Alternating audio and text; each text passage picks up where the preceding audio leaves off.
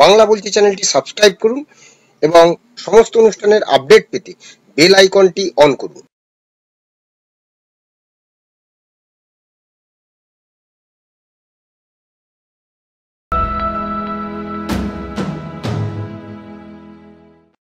দিল্লির constitution club of ইন্ডিয়ার যে অ্যানেক্সার ভবন সেখানে রয়েছি। আজকে সারা দিন ধরে তফসিলি জাতি আদিবাসী প্রাক্তন সৈনিক কৃষি বিকাশ শিল্প কেন্দ্রের একটি সেমিনার ছিল, যে সেমিনারটি এখানে উপস্থিত হয়েছিলেন বিভিন্ন রাজ্যের প্রতিনিধিরা এবং সেই সঙ্গে আমাদের পশ্চিমবঙ্গ থেকে প্রায় 100-রও বেশি কমিটির এই সংস্থার সদস্য কর্মকর্তা তারা এসেছেন।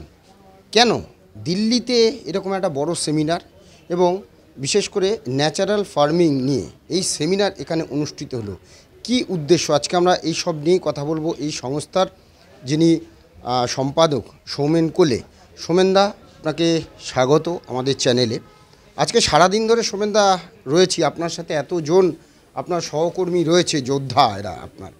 তো প্রায় 20 বছরের কাছাকাছি আপনার সঙ্গে আমি কাজ করছি, সম্পর্ক বন্ধুর মতো সম্পর্ক হয়ে গেছে।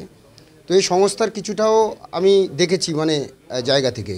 তো আজকে দিল্লিতে কেন? এর আগের মাসেই আপনি প্রাক্তন রাষ্ট্রপতি রামনাথ কোবিন্দকে নিয়ে যখন বিশ্ব বাংলা কনভেনশন সেন্টারে এত বড় একটা অনুষ্ঠান করলেন, তারপরে আবার দিল্লিতে কেন? জয় শ্রী শম্ভু, নমস্কার। আমি সৌমেন কোলে, সম্পাদক তফসিল জাতি আদিবাসী প্রাক্তন সৈনিক কৃষি বিকাশ শিল্প কেন্দ্র। আজকের এই সেমিনারের মূল লক্ষ্য হচ্ছে যেটা, আমাদের সংস্থা শুধুমাত্র পশ্চিমবঙ্গেই কাজ করবে এটা নয়। অলরেডি আমি এই বার্তা আমাদের সংস্থা যে সমস্ত কর্মী বা সংগঠক আছেন, তার পাশাপাশি বিভিন্ন যে আধিকারিক আছে তাদের সবাইকে জানিয়েও দিয়েছি যে মানসিকভাবে প্রস্তুতি হয়ে যান বা প্রস্তুতি নিয়ে নিন যে আমাদের সংস্থা ন্যাশনাল অর্গানাইজেশন, এটা গোটা ভারতবর্ষের বিভিন্ন রাজ্যেই কিন্তু কাজ হবে। কোনো রাজ্যে হবে, কোনো রাজ্যে হবে না, এটা ঠিক আছে। তো সেটাকে যাতে ভারতবর্ষের ম্যাক্সিমাম রাজ্যে ছড়িয়ে দেওয়া যায়, সেটাকে সামনে রেখেই কিন্তু আজ দিল্লিতে এই প্রোগ্রামটা করা। দিল্লিতে প্রোগ্রাম করার মূল লক্ষ্য একটাই। যেমন আমরা কলকাতায় বিশ্ববাংলা কনভেনশন সেন্টারের প্রোগ্রামটা কেন করেছিলাম, ওটা স্টেট ওয়াইজ ছিল। কলকাতার বুকে কেন করলাম, কেন ওই মালদায় করলাম না, কেন ওই জলপাইগুড়িতে করলাম না? তার কারণ আমাদের কলকাতা হচ্ছে পশ্চিমবঙ্গের ক্যাপিটাল। তাহলে ওখানে যদি আমি প্রোগ্রামটা করি, তাহলে ওখান থেকে টোটাল পশ্চিমবঙ্গের সমস্ত জেলাতে কিন্তু এই খবরটা কিন্তু চলে যাবে। ঠিক সেইটাকে মাথায় রেখেই কিন্তু, যেহেতু আমাদের অর্গানাইজেশন ন্যাশনাল অর্গানাইজেশন, এবং খুব শীঘ্রই সেটা আমি আপনার সাথে প্রত্যক্ষভাবে লেগে থাকবো। আমি অলরেডি বার্তা দিয়েছি, ফেব্রুয়ারি মাসের মধ্যেই কিন্তু 7টা রাজ্যে মিনিমাম আমাদের অর্গানাইজেশন কাজ শুরু করবে। আজকের দিনে হয়তো যাদের কাছে বার্তাটা যাবে দেখে হয়তো কেউ এটা উপহাস করবে, কেউ হাস্যস্কর ভাবতে পারছে, যার ভাবনা সে তার কাছে। কিন্তু আমরা সেই জায়গায় চলে গেছি যে আমরা মিনিমাম 7টা রাজ্যে এই ফেব্রুয়ারি মাস থেকেই কাজ শুরু করব। 7টা রাজ্যে কাজ শুরু করব, পাশাপাশি আরও রাজ্যের কাজে যাব। তাহলে যখন অন্যান্য রাজ্যে কাজ শুরু হবে, তার পরিচিতি বা প্রসারটাই ঘটানোর জন্যই কিন্তু এই দিল্লিতে আসা। দিল্লি হচ্ছে ভারতবর্ষের ক্যাপিটাল বা রাজধানী। দিল্লিতে করা মানে গোটা ভারতবর্ষের এই মেসেজটা কিন্তু চলে যাবে। আপনি প্রেস লাইনে আছেন, নিশ্চয়ই আজকে দেখেছেন যে কীভাবে আজকে প্রেসের উপস্থিতি ছিল, কীভাবে পিসের উপস্থিত ছিল, এবং তার ইম্প্যাক্ট রেজাল্ট 48 আওয়ার্সের মধ্যে চলে আসবে। বিভিন্ন কাগজ, বিভিন্ন টিভি চ্যানেল বা আজকের দিনে যে সমস্ত চ্যানেল হয়েছে, যেগুলো সোশ্যাল মাধ্যম দিয়ে কিন্তু এটা ছাপ্পর ভরে কিন্তু বেরিয়ে যাবে। তাহলে আজকে যখন দিল্লিতে একটা প্রোগ্রাম করার মূল লক্ষ্যই একটা, যে এখান থেকে যেন গোটা ভারতবর্ষের বিভিন্ন রাজ্যে চলে যায়। যে রাজ্যগুলো আমরা কাজ শুরু করতে যাচ্ছি সেখানেও যাবে, যেখানে কাজ শুরু হবে না সেখানেও যাবে কিন্তু। তাহলে আজকে সেটাকে মাথায় রেখেই কিন্তু এটা করা। প্রোগ্রামটা আমরা করলাম কি, ন্যাচারাল ফার্মিংয়ের ওপর। ন্যাচারাল ফার্মিং অর্থাৎ প্রাকৃতিক খেতি। আজকে আমাদের মানুষের এই যে এত রোগ জ্বালা, তার মূল লক্ষ্য কিন্তু বা মূল উৎপত্তিস্থল কিন্তু একটা জায়গায়, আমরা শরীরে যেটা ঢোকাচ্ছি, খাবারটা খাচ্ছি, সেখান থেকে কিন্তু রোগের উৎপত্তি। আজকে যদি বিশ্বের বিভিন্ন উন্নততর দেশে যান, যেখানে দেখবেন তারা এই ন্যাচারাল ফার্মিং বা অর্গানিক ফার্মিংয়ের খাবারই কিন্তু তারা খায়। ভারতবর্ষেরও বিভিন্ন কোম্পানি আছে যারা এগুলো প্রোডাকশন করে এবং বিশ্বের বাজারে বিক্রি করে, ভালো মুনাফা করে। তাহলে আজকে ভারতবর্ষে এইটার ন্যাচারাল ফার্মিংয়ের উপর জোর দেওয়ার মূল লক্ষ্য, এটা আমার লক্ষ্য নয়, ভারত সরকারের লক্ষ্য। আমাদের মাননীয় প্রধানমন্ত্রী নরেন্দ্র মোদীজি অলরেডি এই বছর সবচেয়ে বেশি বাজেট দিয়েছিলেন, 1,52,000 কোটি টাকা দিয়েছিলেন এগ্রিকালচার ডিপার্টমেন্টকে।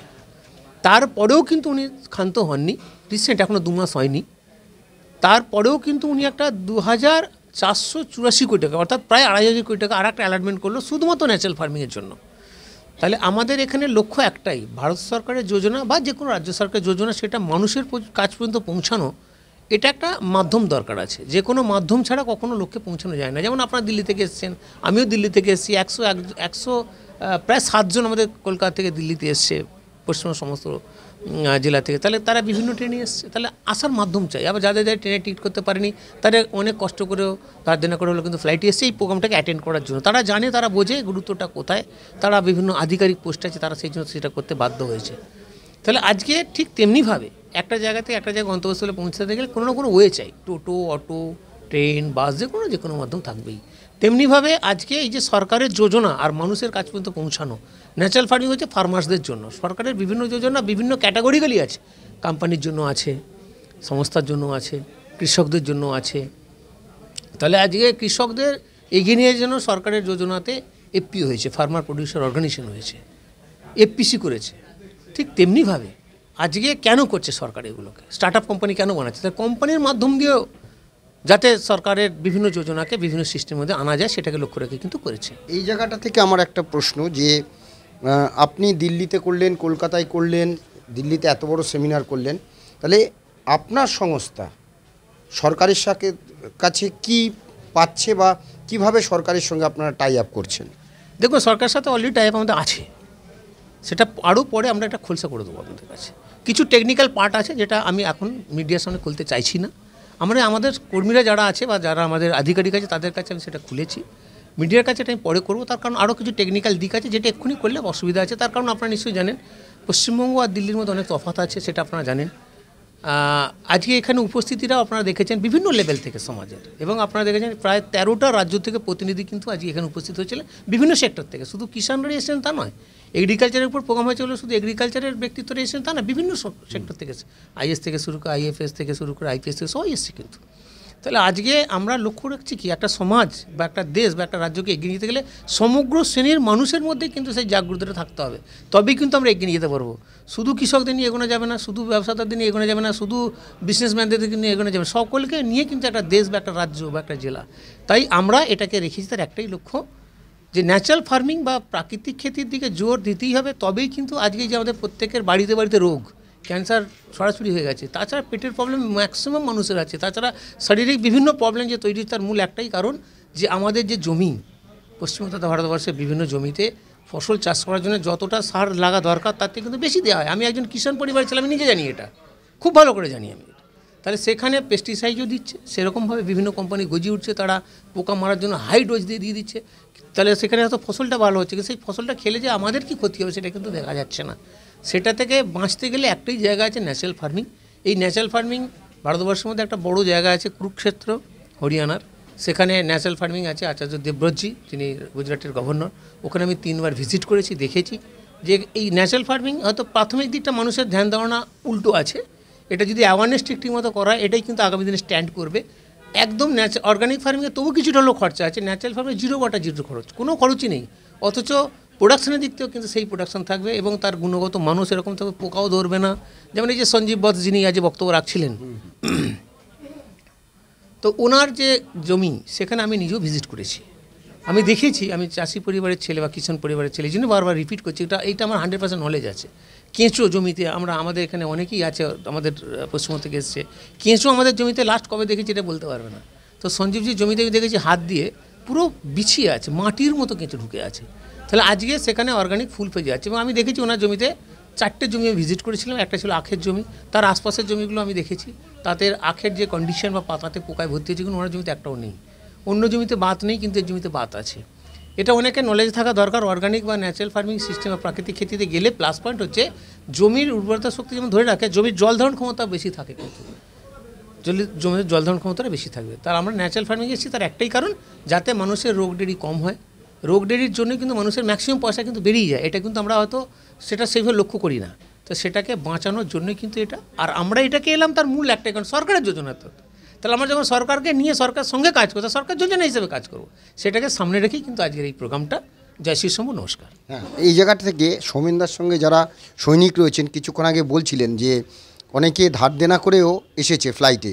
তো আমি জানি একজনকে, এই দাদাকে, এনার সাথে আমার যখন দেখা হলো, তো উনি বললেন আমি ফ্লাইটে এসেছি, দৌড়ে দৌড়ে আসছিলেন দেখলাম লাগেজ নিয়ে। তো আপনি কি বলবেন আজকের এই প্রোগ্রামটা নিয়ে, সেমিনারটা নিয়ে?